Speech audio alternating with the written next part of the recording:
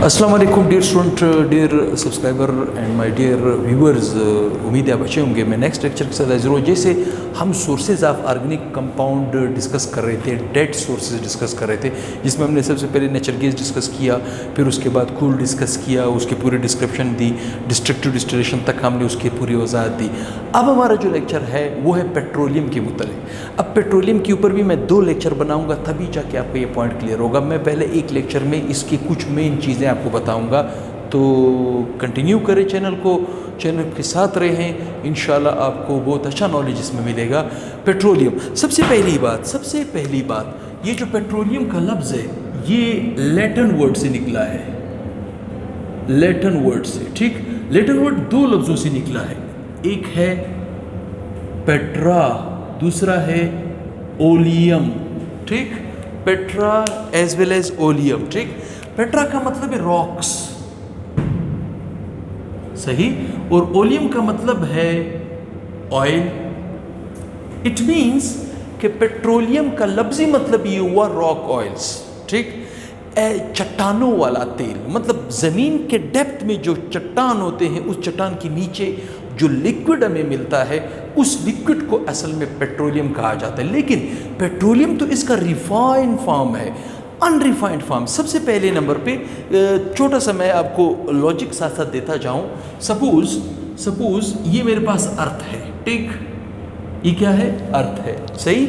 अब इस अर्थ के नीचे ज़मीन के डेप्थ में आप जाओगे, सपोज यहाँ पे कोई चट्टान है, मेरी बात समझ रहे हो? चट्टान है, ठीक। इस चट्टान के नीचे यहाँ पे कुछ विस्कस लिक्विड पड़ा हुआ है, ठीक, विस्कस लिक्विड। ज़मीन के ये अर्थ हुआ, अर्थ के नीचे ये चट्टान हुआ, रॉक हुआ, उसके नीचे ये जो ऑयल है, ये जो ऑयल है, सबसे पहले इस ऑयल को कहा जाता है क्रूड ऑयल। क्या कहा जाता है? क्रूड ऑयल, ठीक। जब ये ज़मीन से बाहर निकाला जाता है, ठीक, और कारखानों से होके निकलता है, तब जाके ये बनता है पेट्रोलियम। इसका मतलब है ज़मीन के चट्टान, ज़मीन के नीचे जो चट्टान है, चट्टान के नीचे जो ऑयल हमारे हाथ लगेगा, उस ऑयल को उस वक्त हम क्या कहेंगे? Crude oil. जब ये ज़मीन के डेप्थ से निकाला जाएगा, बाहर कारखानों में आएगा और ये रिफाइनरी के प्रोसेस से गुजरेगा, तब ये क्रूड ऑयल पेट्रोलियम में कन्वर्ट हो जाता है। मैंने क्या कहा?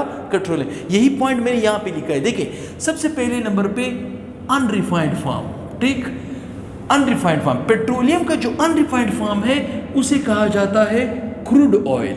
क्या कहा जाता है? Crude oil. मेरी बात यहाँ तक आपको समझ आ रही है? जो ज़मीन के डेप्थ के अंदर जो चट्टानों के नीचे जो तेल हमारे हाथ लगता है, सबसे पहले उसे कहा जाता है क्रूड ऑयल, ठीक। जब ये क्रूड ऑयल कारखानों में जाके रिफाइंड होता है, क्या होता है? रिफाइंड, रिफाइनरी के प्रोसेस से गुजरता है, तो इसका मतलब है रिफाइंड मिनरल ऑयल को फिर हम जाके कहते हैं पेट्रोलियम। मैंने क्या लफ्ज़ इस्तेमाल किया? पेट्रोलियम, ठीक।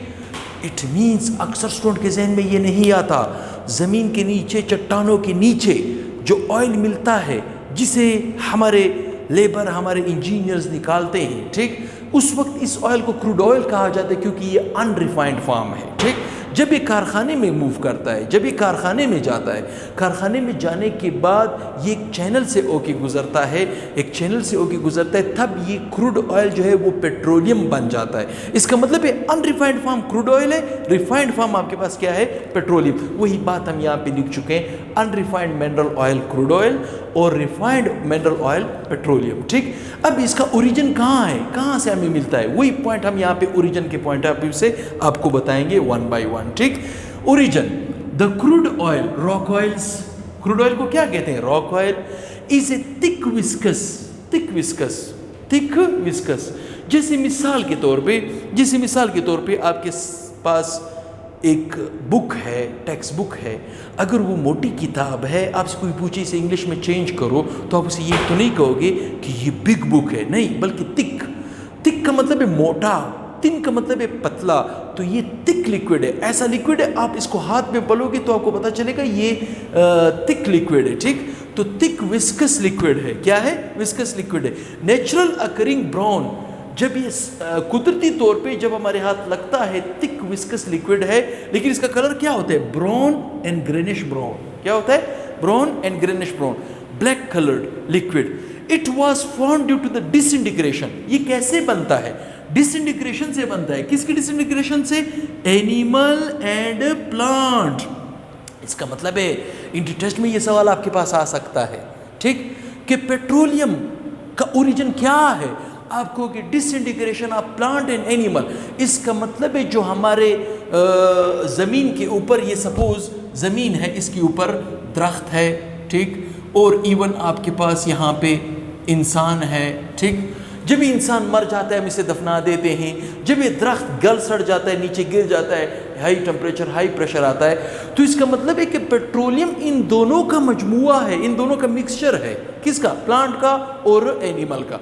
जब प्लांट और एनिमल गल सड़ जाए, नीचे डिसइंटीग्रेशन हो, बैक्टीरियल एक्शन हो, तो फिर जाके ये आपके पास बनता है क्या चीज़? क्रूड ऑयल में ये कन्वर्ट हो जाता है। किसमें? क्रूड ऑयल में कन्वर्ट हो जाता है। वही बात वो यहाँ पे आपसे कह रहा है। Black colour liquid, it was formed due to the disintegration of animal and plant under the earth due to a high pressure and temperature. ज़्यादा टेम्परेचर, ज़्यादा प्रेशर की वजह से the crude oil is refined to get different fraction parts of the petroleum. जब यही crude oil को हम कारखानों में ले जाते हैं तो फिर इसे तकसीम किया जाता है, इसे अलग किया जाता है। इस लिक्विड से एक लिक्विड निकाला जाता है, दूसरा निकाला जाता है, तीसरा निकाला जाता है। इसे हम पार्ट्स कहते हैं या फ्रैक्शन कहते हैं, जिसे हम फ्रैक्शनल डिस्टिलेशन से पास करेंगे, ठीक। फ्रैक्शनल डिस्टिलेशन यहाँ पे आए। कंपोजिशन, असल में इसके अंदर होता क्या है? मतलब जब आपके हाथ क्रूड ऑयल लगता है, आप इसे कारखाने में ले जाके इसे रिफाइनरिंग प्रोसेस से गुजार के इसको पेट्रोलियम में कन्वर्ट करते हो, तो इसके अंदर आपको किस तरह के ख़ानदान आपके हाथ लगेंगे, ऑर्गेनिक कंपाउंड के कौन से ख़ानदान आपके हाथ लगेंगे? इसमें आपके पास मिलेगा अल्केन, क्या मिलेगा? अल्केन 70%, ठीक, साइक्लो अल्केन 20% और एरोमेटिक हाइड्रोकार्बन 10%, ठीक। तो अल्केन 70%, साइक्लो अल्केन 20% और एरोमेटिक हाइड्रोकार्बन क्या है? 10%। यही चीज़ हम यहाँ पे आपको बताएंगे। पेट्रोलियम रिफाइंड फार्म, सबसे पहले अनरिफाइंड फार्म को क्रूड ऑयल कहा जाता है, रिफाइंड फार्म को पेट्रोलियम कहा जाता है, ठीक। Refined form is a complex mixture of the 100 of compound mostly hydrocarbon, इसमें अक्सर मोस्टली हाइड्रोकार्बन होते हैं। It consist of alkanes, cycloalkanes and aromatic hydrocarbons.